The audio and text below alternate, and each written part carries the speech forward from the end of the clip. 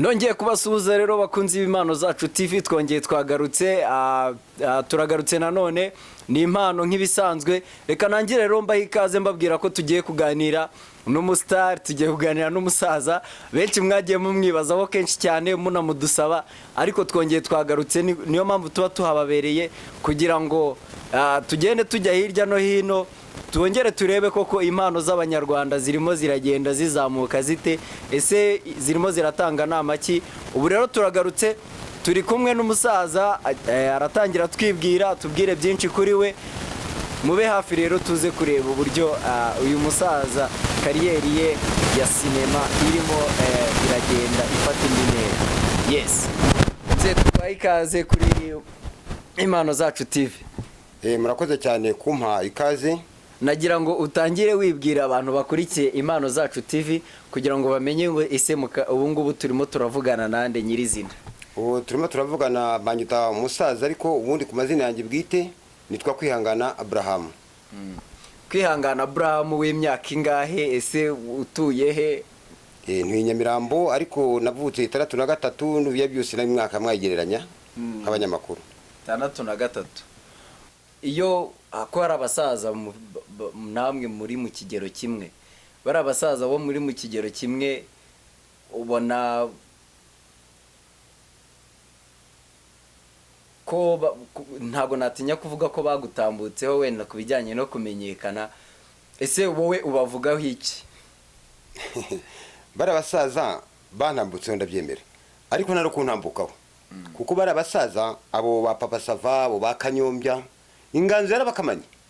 Kuko urasanga kenshi na kenshi bakina byo twakinye bagashaka kubishyira muri filime yabo, ntabwo ari byiza cyane.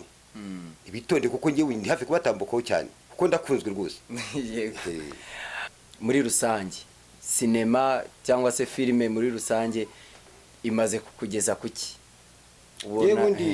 Ubundi filime ikintu imaze kungezaho cyanshimishije cyane, kuba ntambukana bakavuga ati dore profeseri wigisha abana bacu. Ibyo bintu birashimisha cyane. Natambuka bati waduhaye rwose tukayaturebaho natwe. Ibyo birashimisha cyane ku buryo mbese numva nifuza ko no mu myaka itaha nabangize ku rundi rwego rwo kuba nasohoka nkajya no hanze, nkaba nakina no hanze. Ariko ubu tuvugana ubu filime maze kungeza ku bintu byinshi, mbashe kwikemura utubazo, nta kibazo mfite rwose. Noneho wenda duhite tugaruka kuri icyo kintu wari ukomojeho, wowe nkawe nka Abraham, noneho intumbero ufite kuri sinema nyarwanda, ese intumbero ufite ku bijyanye na kariyeri yawe ubona ari iyihe? Kariyeri yanjye urabona ko ndakuze, ariko ndacyafite ubwenge kandi ndacyafite n'imbaraga. Ndashaka gukomeza guhugura abo bana n'ababyeyi babo bagira birebera ko ngiye ndi profeseri nigisha kabisa. Numva nibaye ngombwa nazakina kugeza ubwo ndundutse kubera impano zanjye ndikumva zikomeza kubyuka.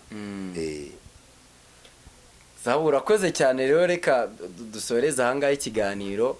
Ubundi turagushimiye cyane, kandi nitwongera kugukeneranya uzagaruke profeseri twigishiriza abana. Nzagaruka rwose, nanjye ndabyishimiye cyane. Yego, urakoze cyane. Murakoze.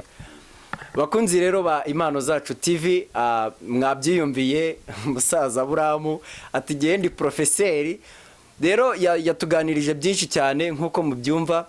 Ni umusaza ukuze ariko wiyemeje nawe gutanga umusanzu we mu kubaka igihugu, mu kubaka sinema nyarwanda, aho mujya muyibona kenshi cyane muri iyo filime Ibanga series iba kuri YouTube.